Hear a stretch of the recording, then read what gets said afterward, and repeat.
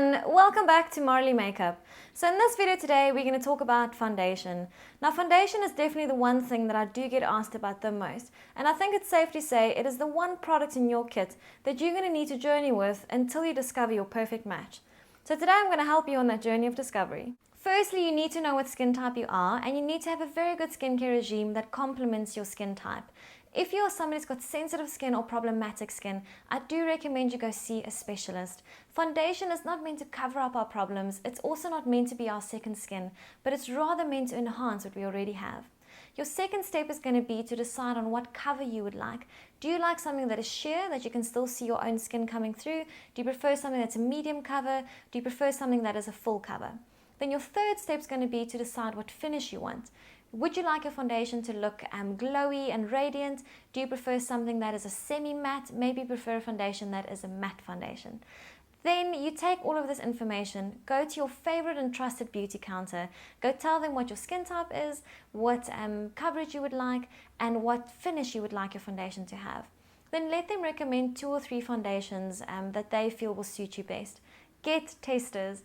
Don't buy the foundation straight away without testing that foundation for a full day in your normal environment. Now when buying a foundation, it's obviously very important to buy the right color. So I've taken the makeup off of my jawline over here where we're going to test our foundation. I'm just going to be testing out of my Bobbi Brown palette, and I'm going to be testing their cream foundations.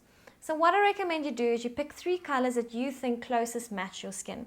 So if I look in this palette, I think it'll be that one, which is natural. I'm going to do beige and sand. So I think between those 3, they would suit my skin the best. So then I'm going to take my natural color, and I'm just going to make sure I put enough of this on, and we're just going to do a line like that. Then we're going to take our beige color, and we're going to do a line just next to that one with our beige.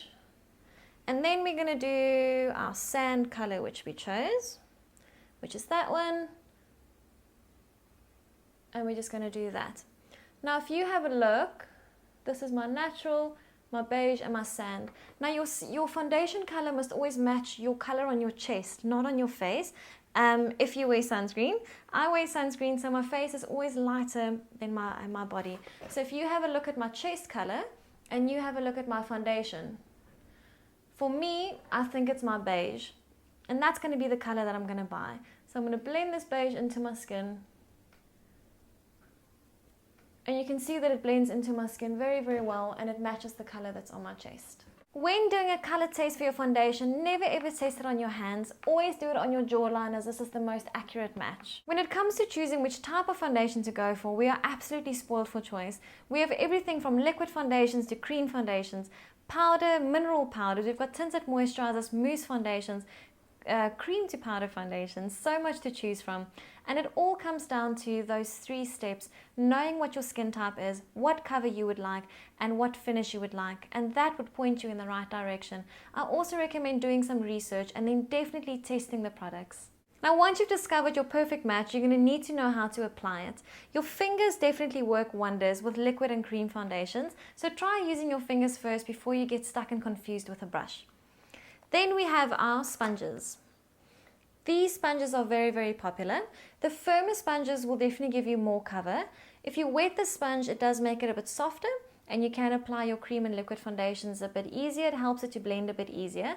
They also work well for powder foundations. And the great thing with these sponges, you can really get into the corners, you can really get in under the eyes, so they're quite versatile. I personally don't like using these sponges. I prefer using brushes or this sponge. This sponge is my absolute favorite sponge, as I've mentioned before, my beauty blender. This you can only use for liquids really. I find it doesn't work that well for cream, and it also, you can get a sheer coverage with it, or you can build it to get more. Then we have all these different types of brushes. This is the type of brush that is sold most often. With this brush, it works well with cream and liquids, obviously not for powders, and I find that this does give you quite a full cover. Personally, I don't use this brush when I apply foundation. My favorite brushes that I like to use are brushes that look something like this. These type of brushes have got a nice buffing effect.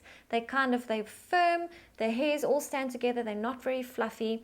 And with these brushes, I do liquid foundation, cream foundation, I do powder foundations, and I love that it really has it's really built to buff your foundation in.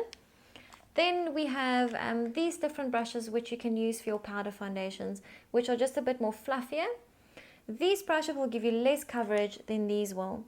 This is always a tip when you buy brushes or sponges. The firmer the brush and the sponge, the more coverage it will give you. The softer and fluffier the brush or the softer the sponge, the less coverage it will give you.